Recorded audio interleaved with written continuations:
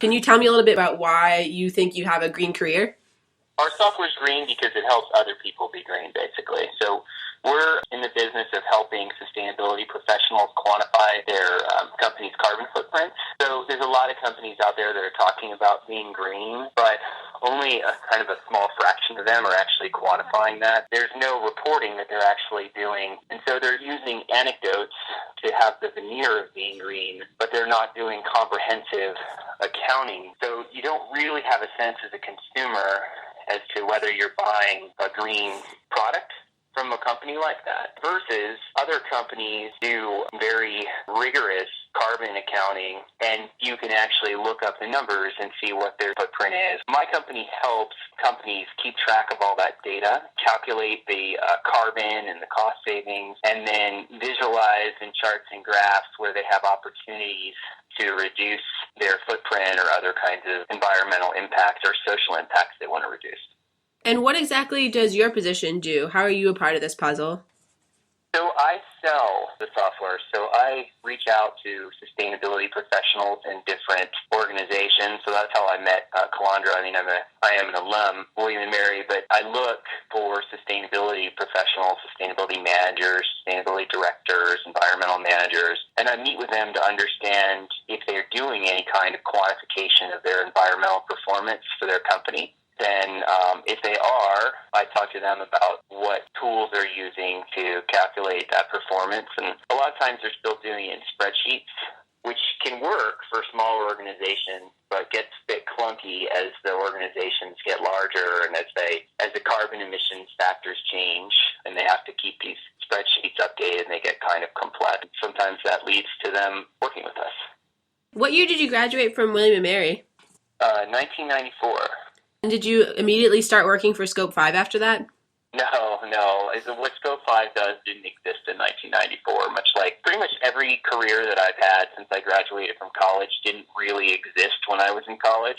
I moved to Seattle right after college from Virginia with two friends, and we landed in retail jobs and just kind of anything that would pay the bills until we got on our feet. I eventually started working in accounting for a tech firm, and I saw what the technologists were getting paid, and I thought, well, I want to do that. I got a job at a logistics company called Expeditors. I got a job as a software tester, worked at that company for 15 years, basically, doing software testing, doing IT management, project management. Over the years, shifted my focus from straight-up technology focus into an environmental focus at Expeditors. And I ended up starting the environmental team there and then growing that over the course of 5 years and then finally leaving to go work at Scope 5. Did you always want to work in a sustainability job or in an environmental job? Oh, yeah. I always wanted to work in an environmental job. I grew up in the suburbs of Northern Virginia and just saw all these really kind of nasty developments being built instead of like the rolling forest that I grown up with when I was little. And it just made me sad to watch kind of Northern Virginia become this like trafficky, gross suburb, which I know is kind of a strong opinion, but I still pretty much hold that about Northern Virginia. I know it's gotten a lot better. When I was in college, there wasn't no such thing as a sustainability job. That word wasn't even in the vocabulary. There were kind of hard science jobs. You could go become an engineer or environmental engineer. There weren't jobs that translated kind of environmental stewardship into a corporate context. That's really new in the last 10 years and primarily, I think, in the last 5 years, where companies have chosen to police themselves, basically, by having these sustainability roles and to tell their story to the larger community about what they're doing in their companies to be better stewards on the planet. And that stuff just didn't exist when I was in college. So I was thinking that I might want to be a lawyer or a doctor when I went into college. And I really think that's because I just had no context. Those were just careers that sounded like successful careers or something. And then when I got to college and I started taking some of the hard science classes to maybe be a doctor, I didn't like them. And then I started taking some philosophy classes and really liked those. And I started to really focus on environmental ethics in those philosophy classes. And it was really captivating to me. I majored in philosophy and government, and I think I was planning on becoming a lawyer because I still wanted to be able to make some money, and I wasn't sure what the options were. But then when I graduated, I still really didn't know what I wanted to do, and I didn't want to invest the money into becoming a lawyer without knowing if that's something I really wanted. Even an environmental lawyer, I just wasn't sure. When I got out to Seattle, I remember, having no money and looking in the paper at the time, because this was pre-internet. I saw ads related to the environment, but they were all political canvassing kind of jobs. They were basically activist jobs, and that wasn't really what I was looking for either, mostly because I really needed to make some money, once I landed in Seattle and didn't have any. So I put the environmental focus on the back burner for quite a while as I started to focus on making money and buying stuff, but it was still there kind of gnawing away at me. And then I started to volunteer for Seattle Audubon, an organization in Seattle that plants trees in the city. And the more I did those things, the more I realized that while I liked the kind of hands-on aspect of it, I wanted to have more of an impact at the source of the environmental pollution and destruction, and I think that source really is the corporations and us as consumers buying things from those corporations. And I also thought about, putting my focus into government work, and I wasn't having a great feeling about the ability of the government at that time to actually make the kind of changes that it seemed like we needed to make on the environmental front. So I really started reading up on how to make a difference within your own corporation. And I started applying that to the job that I was in, which was at this company, Expeditors. And I started talking to people about, what are we doing environmentally? Or what's our carbon footprint? People didn't know, but they were open to having that conversation. It didn't take long with me asking that I got a call from one of the senior vice presidents asking me to come in his office because he wanted to talk about the environment. I was a little nervous because I didn't know the guy, and I walked into his office, and I kind of said with a smile, like, am I getting fired? We heard that you're talking about these things, and we had a customer, a massive retailer that everybody knows. They wanted to know what Expeditors was doing environmentally. And so this vice president asked me if I would help him figure that out.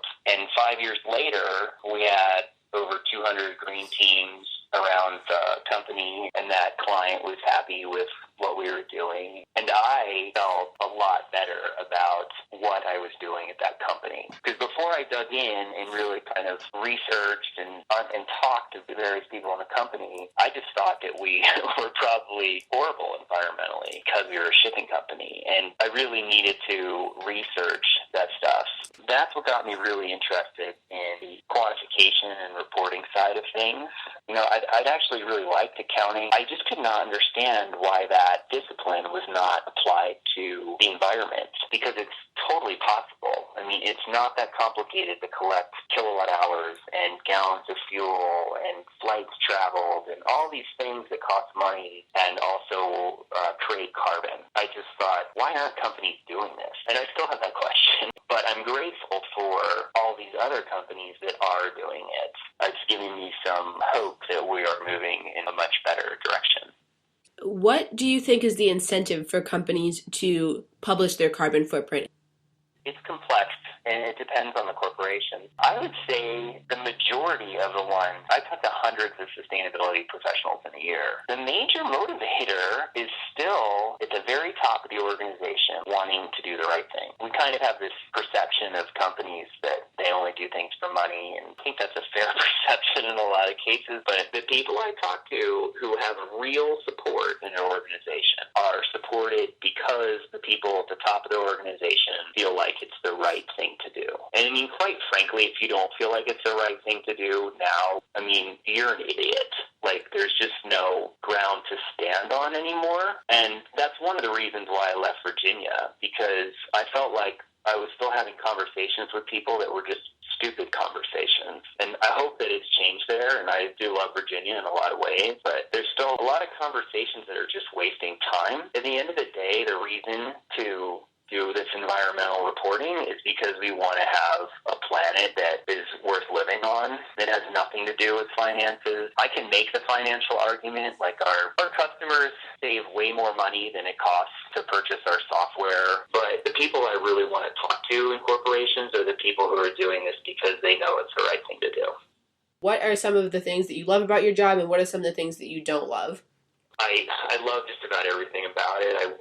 When I go out to have a drink with them, which really is my job, to meet them and establish relationships, I actually want to have drinks with them. Like, they're people I want to hang out with. I never knew that was going to be possible in a job. I find meaning in what I do. The hard part of my job is finding the people who I could help. There is still not a lot of information out there about who the people are who are working in sustainability, what companies are doing what, how far along they are. I spent a fair amount of time cold calling, emails to people, and at first it was a bit depressing to not, get that many calls back. But I've been doing it for almost 3 years now, and that part doesn't really bother me anymore because it's kind of a numbers game. And if I make enough calls to the right people, then I get enough calls back. I look for companies that have publicly stated that they have targets and initiatives, definitely not small businesses,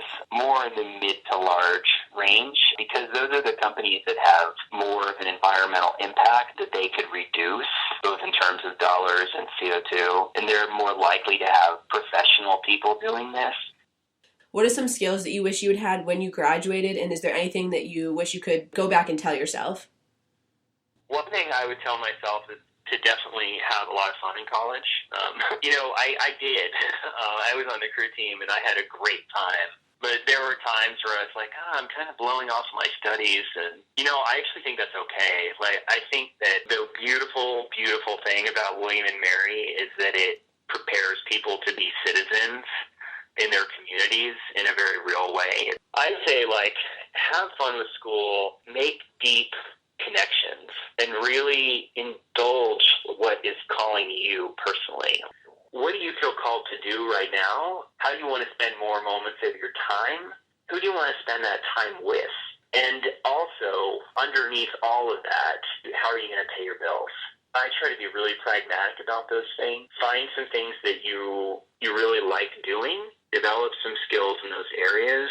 Find some things that will make you some money and aren't awful, and develop some skills in those areas so that you have flexibility to kind of move with your life into things that are interesting and that your heart calls you to do, and you don't get stuck in some bullshit job that you don't want to do just because you have a mortgage and a couple of kids.